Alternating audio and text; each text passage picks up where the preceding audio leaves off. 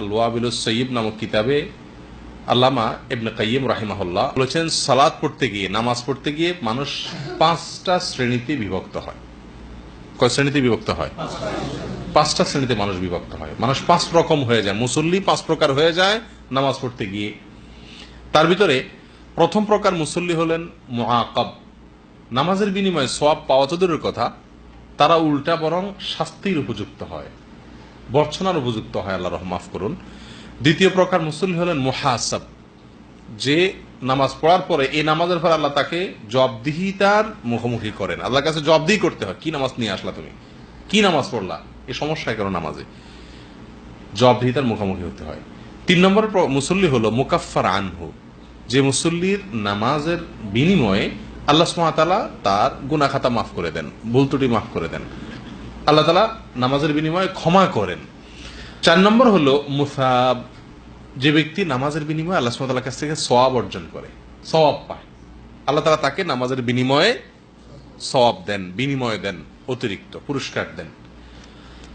5 নম্বর হলো মুকাররাব, নামাজের বিনিময়ে যে ব্যক্তি আল্লাহ সুবহানাহু ওয়া তাআলার নৈকট্য অর্জন করতে পারে, আল্লাহ সুবহানাহু ওয়া তাআলার নৈকট্য লাভ করা, আল্লাহ খুব কাছাকাছি যাওয়ার, আল্লাহর খুব সন্তুষ্টি অর্জন করার, আল্লাহর খুব প্রিয় পাত্র হওয়ার সুযোগ পায় নামাজের মাধ্যমে। এই মোট কয় প্রকার হলো? 5 প্রকার। কোরআন এবং সুন্নাহকে অ্যানালাইসিস করে তিনি এই 5টা শ্রেণী বের করেছেন। 1 নম্বরের মুসল্লি যে মুআকাব, যে ব্যক্তি সালাতের কারণে পুরস্কার পাওয়া তো দূরের কথা, সওয়াব পাওয়া তো দূরের কথা, উল্টা বরং আল্লাহর কাছে সাজার উপযুক্ত হয়ে যায়, আল্লাহ মাফ করুন। সে মুসল্লি কে? সে মুসল্লি হলো ওই মুসল্লি যে মুসল্লি নামাজ পড়েন কিন্তু তার নামাজের শর্ত, পবিত্রতা ইত্যাদি এগুলোর ব্যাপারে কোনো কি নাই, তার কেয়ার নাই, এগুলোর ব্যাপারে গাফলতি আছে।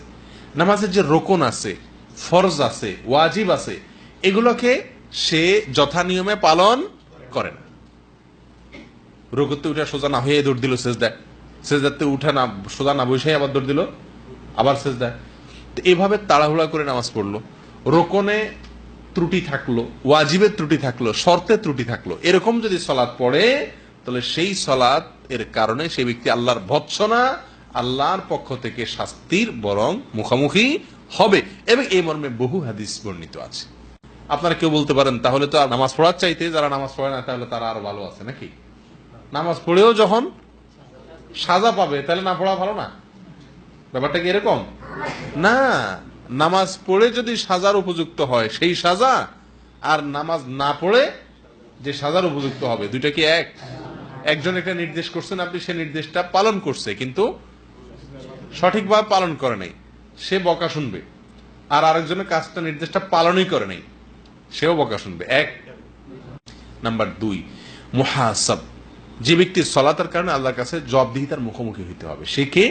সে হলো ওই ব্যক্তি যে ব্যক্তি নামাজ পড়ছে, নামাজের শর্তগুলা মোটামুটি ঠিকভাবে পালন করছে, নামাজ পড়তে গিয়ে ফরজ এবং ওয়াজিবগুলাও মোটামুটি ঠিকভাবে পালন করছে, কিন্তু নামাজের শুরু থেকে শেষ পর্যন্ত কি পড়ছে আর কি করছে সে কিছুই জানে না।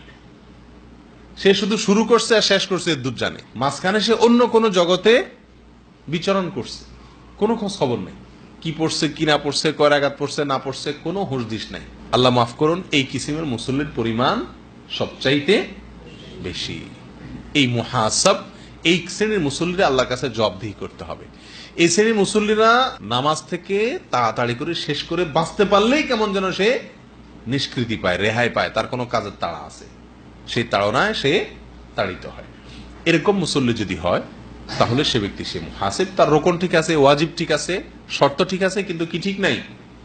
নামাজের ভেতরে তার মনোযোগের নেই, কিছু জানে না সে কি পড়ছে না পড়ছে। আল্লাহ মাফ করুন। এরকম সালাতের পরিমাণ আমাদের বেশি কিনা? আল্লাহ তাআলা আমাদেরকে হেফাজত করুন।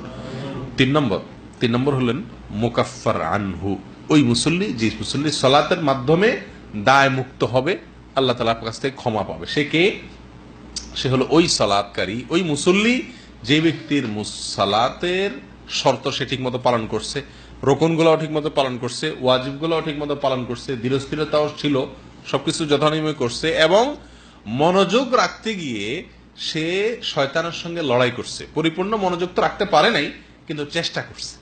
মন অন্যদিক চলে গেছে, হঠাৎ করে তার মনে হলো না আমার তো এই টাইমে এই কথা চিন্তা করার কথা না, আমি তো আল্লাহর সামনে দাঁড়িয়ে আছি। সঙ্গে সঙ্গে সে মনটাকে ফেরত নিয়ে আসছে, ফিরিয়ে নিয়ে আসছে, নিজেকে ভৎসনা করছে যে আমার তো এটা ঠিক হয় না।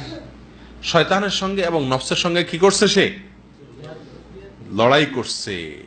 এই যে নফসের সঙ্গে শয়তানের সঙ্গে লড়াই করে সালাতের ভিতরে বারবার মনোযোগ ফিরে আনার চেষ্টা করছে, এই জন্য এই ব্যক্তিকে এই সালাতের বিনিময়ে আল্লাহ সুবহানাহু ওয়া তাআলা তার কি করবেন, ক্ষমা করবেন। 4 নম্বর হলো মুসাব। মুসাব হলো ওই মুসল্লি যে মুসল্লির নামাজের শর্ত, রোকন, ওয়াজিব, এমনকি নামাজের মধ্যে মনোযোগও মোটামুটি সে ধরে রাখতে পারছে।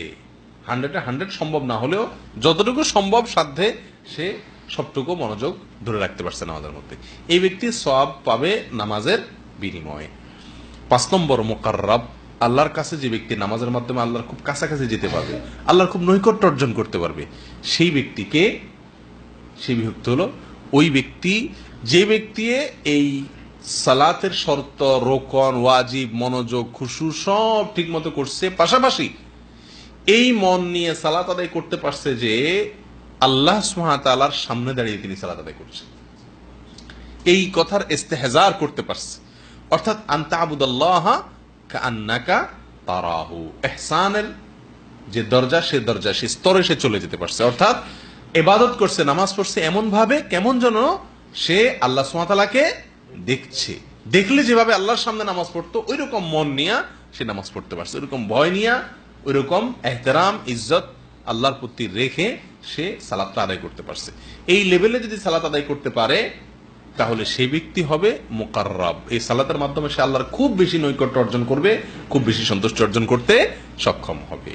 এই 4 নম্বর এবং 5 নম্বর শ্রেণীর ভিতরে পার্থক্য হলো 4 নম্বর শ্রেণীর লোকজনের খুশু, খুজু সবই ঠিক আছে, শুধুমাত্র ইহসানের স্তরে সে পৌঁছাতে পারে না। অর্থাৎ আল্লাহকে দেখে ইবাদত করলে যেরকম ইবাদত হতো সেই মানের ইবাদত করতে সে পারে নাই, কিন্তু 5 নম্বর মুসল্লি যে সে এটা পারছে।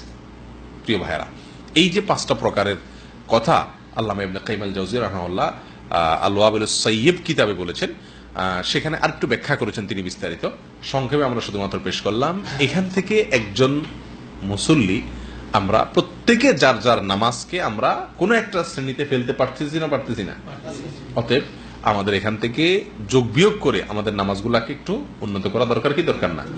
5 নম্বর শ্রেণীর মুসল্লি আমরা কে কে হইতে পারছি এখানে বলেন দেখি? আল্লাহ মাফ করুন। অন্তত বছরে 2-4 বার হয়তো চেষ্টা হওয়া দরকার কিনা, চেষ্টাটা করা দরকার কিনা।